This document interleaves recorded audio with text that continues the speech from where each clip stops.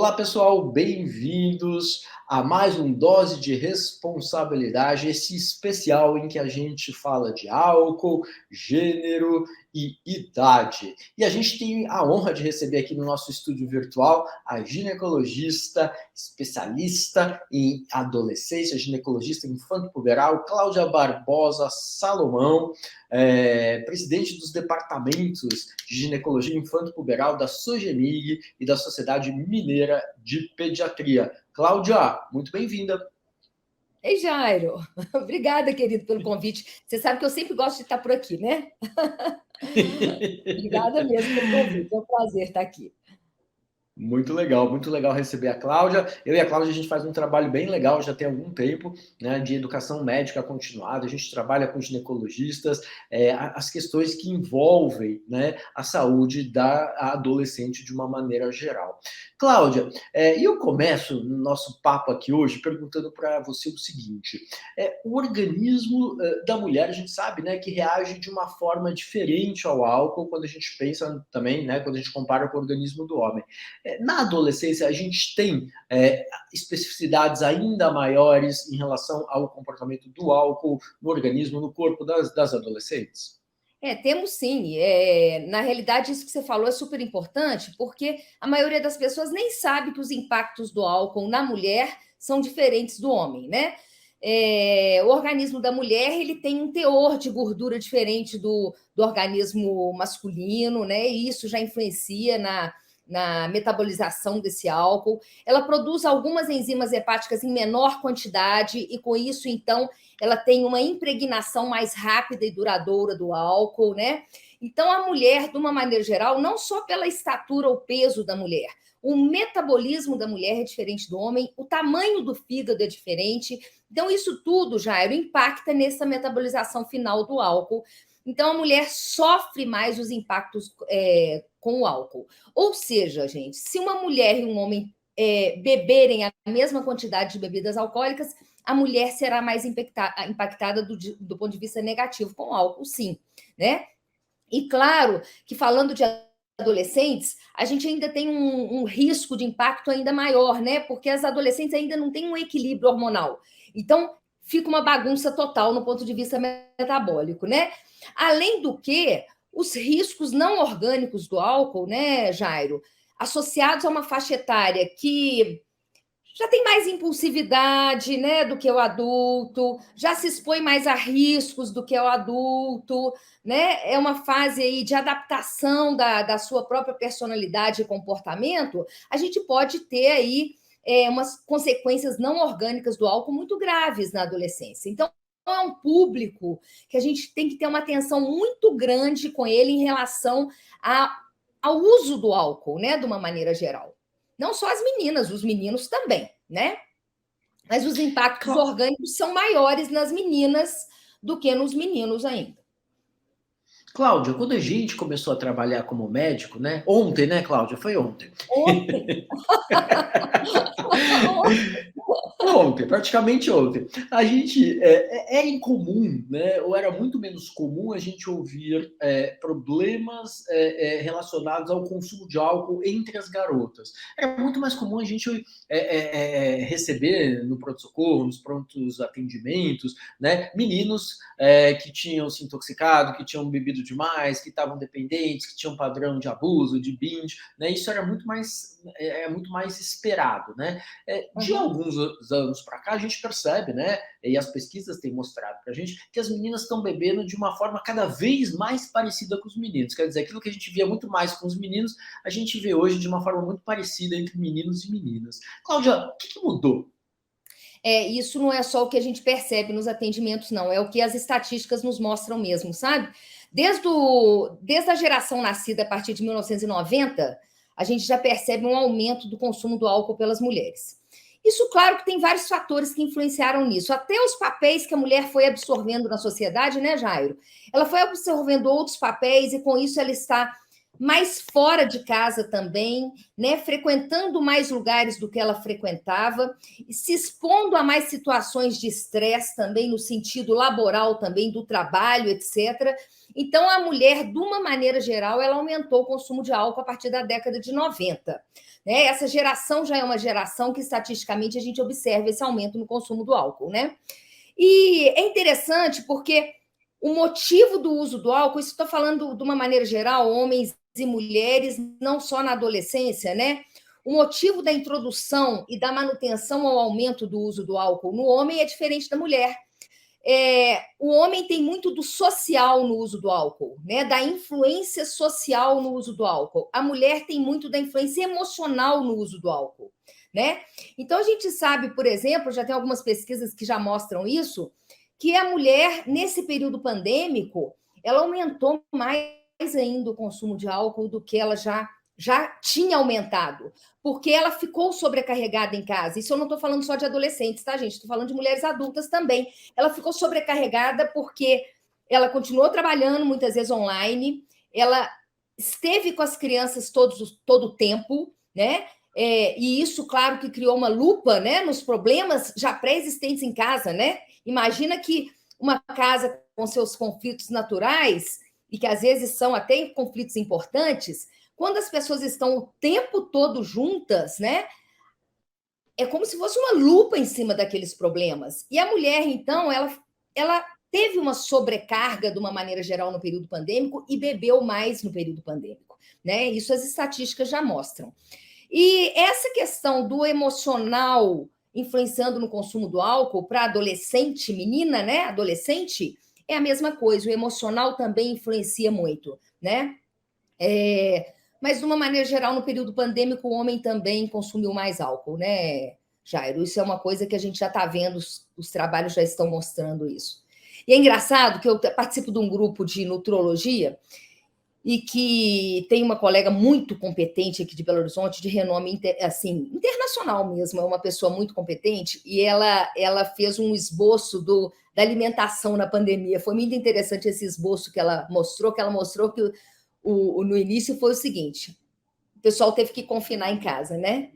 E aí começou uma coisa assim de fazer receita natural, participar da cozinha, né? Uma união assim inicial ali, né? Um controle sobre tudo, uma tentativa de controle até assim nas suas emoções dentro de casa, mas as pessoas não sabiam que o período pandêmico seria tão longo e que o confinamento seria tão longo e que houve uma explosão depois de alguns meses de confinamento em relação ao consumo de alimentos ultraprocessados, né? Ou seja, olha como é que o ser humano vai de um ponto para outro extremo, né, Jairo?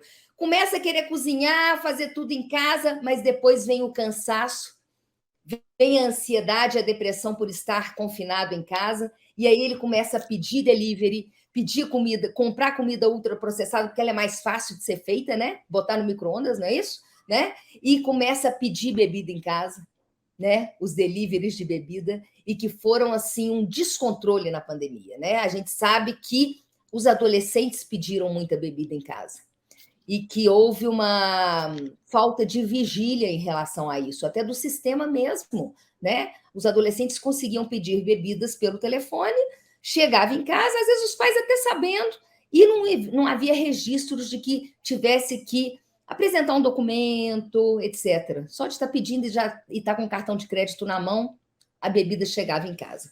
Então, a gente está com esse problema, né? Porque os adolescentes, de uma maneira geral, você sabe muito mais do que eu isso, né? Entraram num quadro de ansiedade grande durante a depressão, né? Um status de ansiedade, muitas vezes um quadro estabelecido de ansiedade orgânica mesmo, um status de depressão e um quadro aí definido de depressão em muitos casos, e que o relaxamento imediato que a bebida alcoólica traz, né, é confundido pelas pessoas, porque, na realidade, depois que passa aquela fase do relaxamento, aquela bebida alcoólica vai ser prejudicial, vai aumentar os quadros de depressão e de ansiedade, né?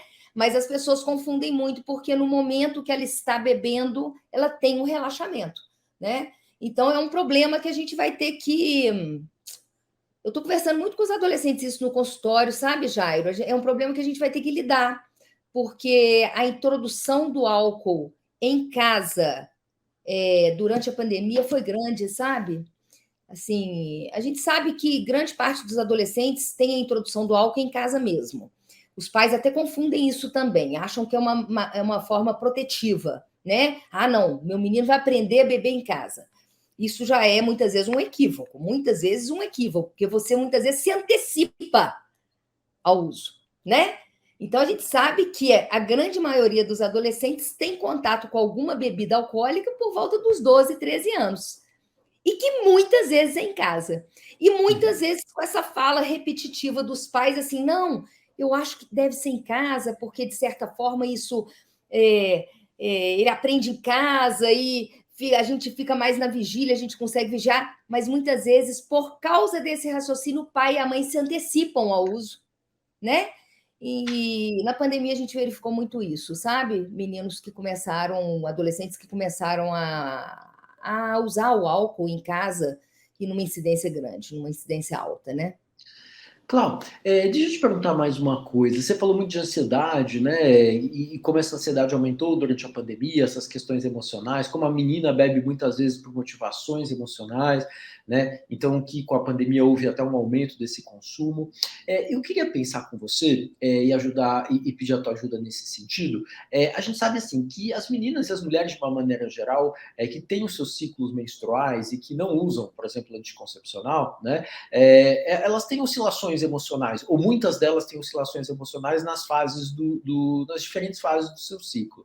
Você percebe nas meninas que você atende, nas adolescentes que você atende, que ainda não estão usando anticoncepcional, você percebe que em algumas fases do ciclo, que elas ficam mais tensas, mais ansiosas, com mais labilidade emocional, elas tendem a aumentar o consumo de álcool. Você consegue perceber essa relação no consultório? E quando elas começam a usar anticoncepcional, isso pode eventualmente melhorar? E aí, quais seriam os riscos, né, desse uso concomitante de álcool e de anticoncepcional?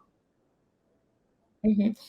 Os relatos em consultório e ambulatório, né? Eu trabalho em hospitais também, é exatamente esse, que no período pré-menstrual elas sentem que elas são mais vulneráveis a continuar bebendo, né? Assim, elas têm um controle menor, porque como elas muitas vezes estão angustiadas e tristes, elas continuam bebendo naquela balada porque elas acham que aquilo vai, de certa forma, trazer um conforto emocional.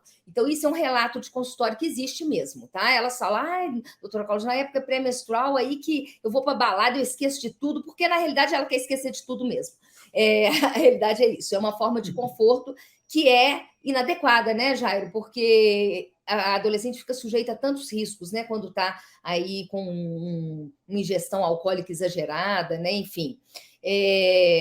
Inclusive acidentes, etc., né, gente, que são muito importantes a gente lembrar isso aqui, eu acho, né, Jairo, porque a gente sabe que antes era uma problemática mais do homem, essa questão de acidentes do homem jovem, né, abaixo de 25 anos, acidentes automobilísticos ligados ao álcool. Claro que é um problema em todas as faixas etárias, mas um grande problema em jovens abaixo de 25 anos, mas hoje as estatísticas mostram que acidentes de carro com meninas dirigindo também alcoolizadas passou a ser um grande problema também, e especialmente meninas mais jovens, né?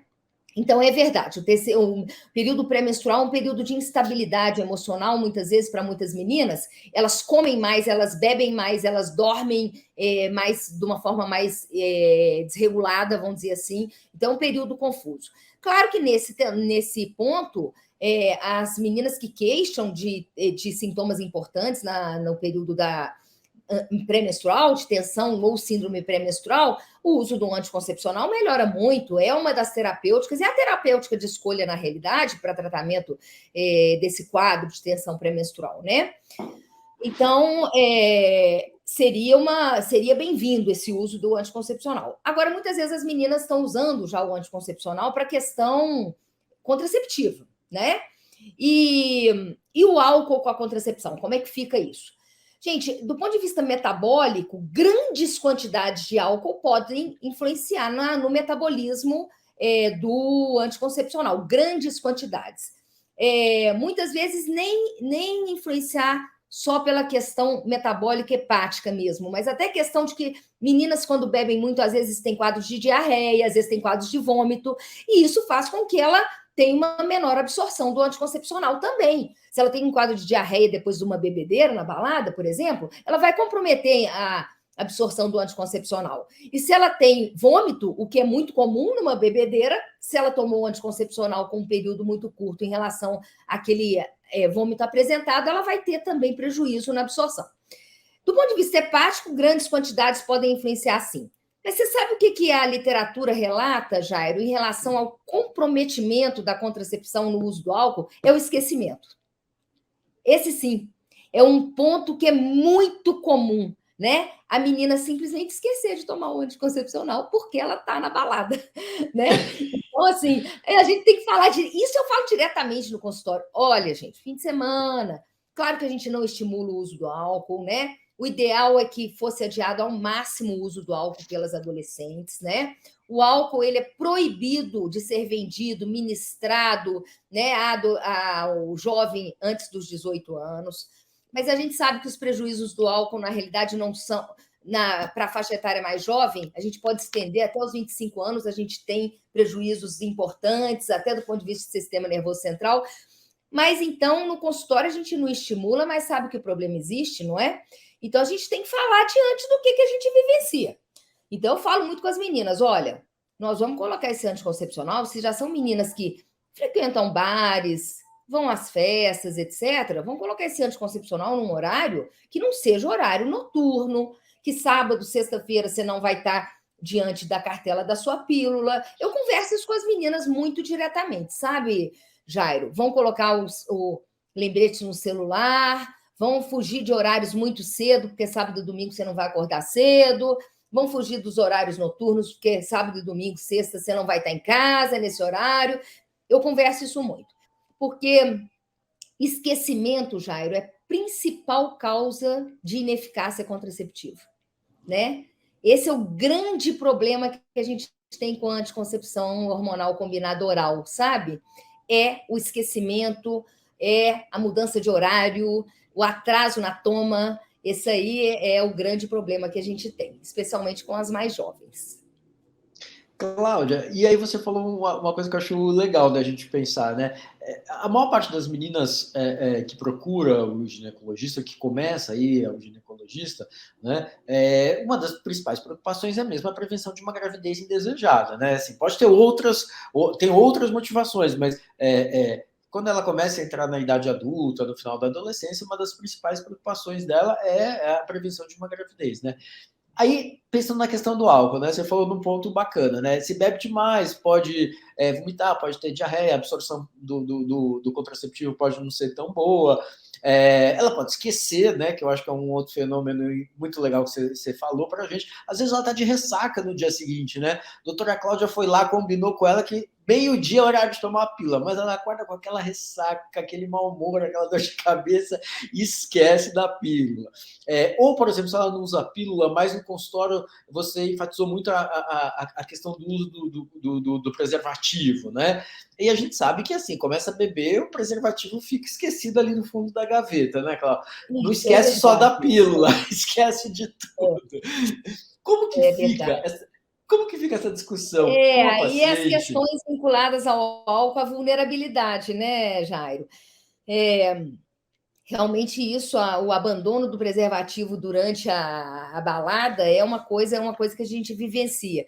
E tem riscos ainda maiores, não é só de IST que é um risco também, ou de uma gravidez não programada, é o risco de abusos também, né, Jairo?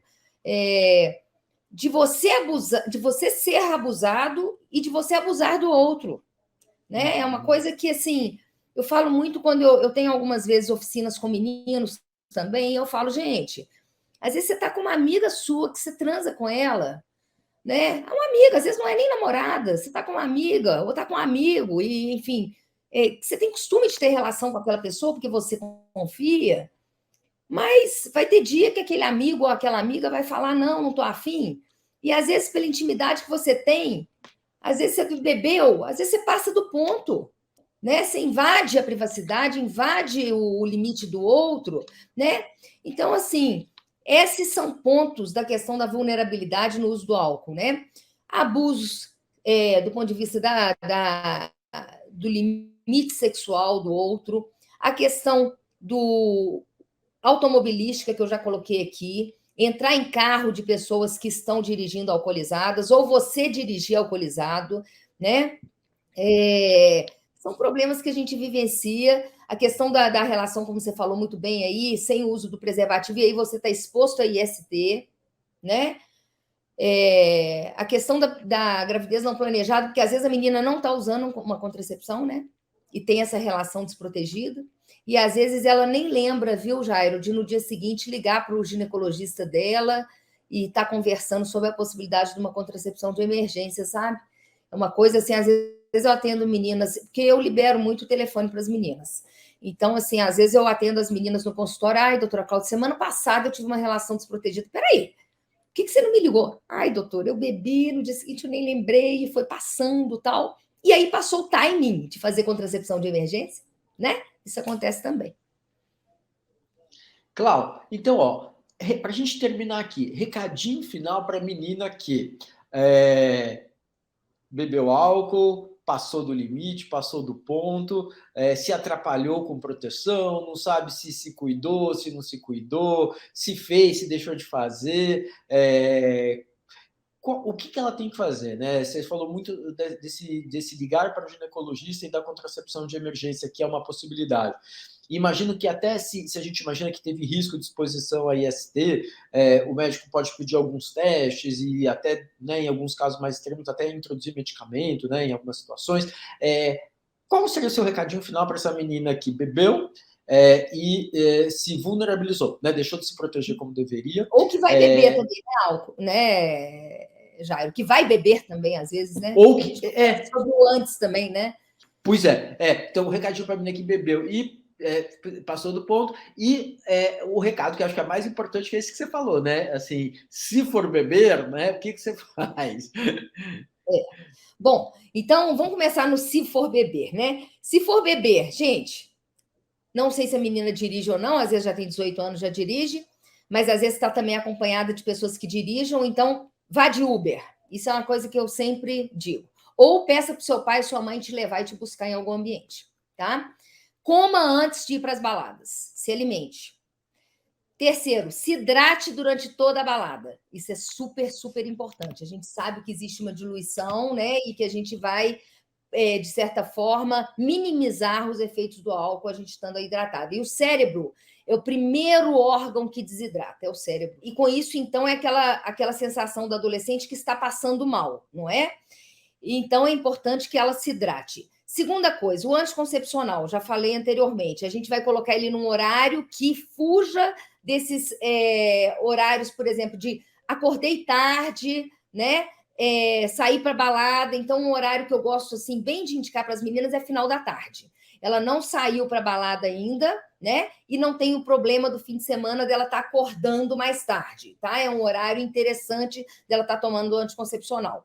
Agora, a questão da menina que foi a uma balada e bebeu demais enfim, às vezes se descuidou, teve uma relação desprotegida. Primeira coisa, conversar antes com a adolescente sobre isso, a questão do parceiro, né, Jairo? Claro que você tem uma relação muito mais protegida quando desprotegida, se você conhece a pessoa que você está se envolvendo. Eu converso isso muito com as meninas, né, gente? Eu acho que sexo, assim, claro que a vida sexual de todo mundo é livre, mas claro que se você se envolve com pessoas que você tem conhecimento, os seus riscos são menores, né? Então, isso é uma coisa importante da gente estar falando.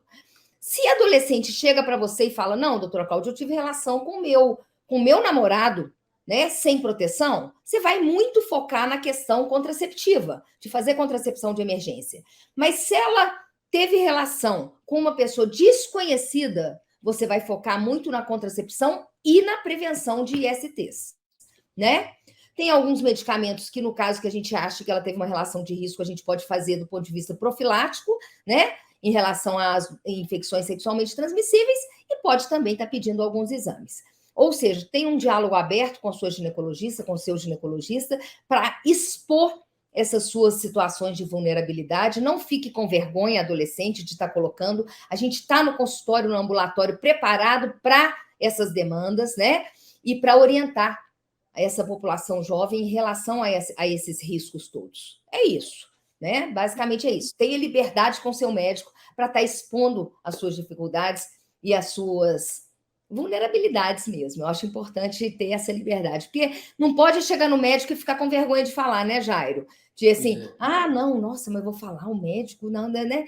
Existe a confidencialidade da consulta, existe a privacidade da consulta, o médico está ali, o pediatra, o ebiatra, o ginecologista, para ajudar a população jovem, para poder estar conversando sobre os problemas que essa população vivencia.